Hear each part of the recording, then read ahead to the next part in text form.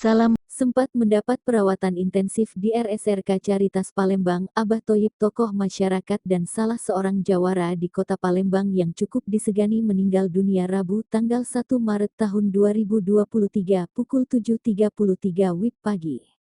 Almarhum Abah Thoyib tutup usia dalam usia 78 tahun.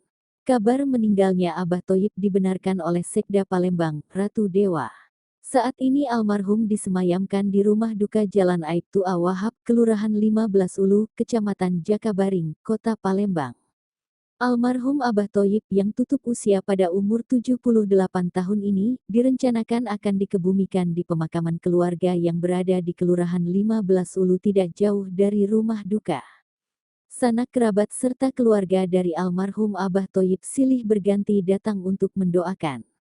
Terpantau di antaranya yakni, Kepala Dinas Pendidikan Provinsi Sumatera Selatan Riza Fahlevi, Ketua DPRD Kota Palembang Zainal Abidin serta para pejabat lainnya datang untuk mendoakan almarhum Abah Thoyib.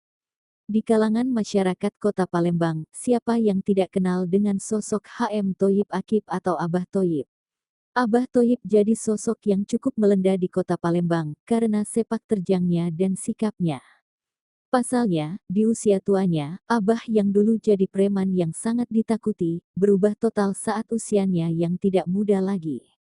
Menginjak usia 70 tahun, Abah menjadi sosok yang lebih banyak membantu warga yang tertimpa masalah. Bahkan, hampir setiap hari, banyak warga dan orang-orang di Palembang yang datang ke rumahnya untuk meminta bantuan jika menghadapi permasalahan. Abah Thoyib pun tak segan untuk membantu, itulah yang membuat sosoknya begitu disegani masyarakat.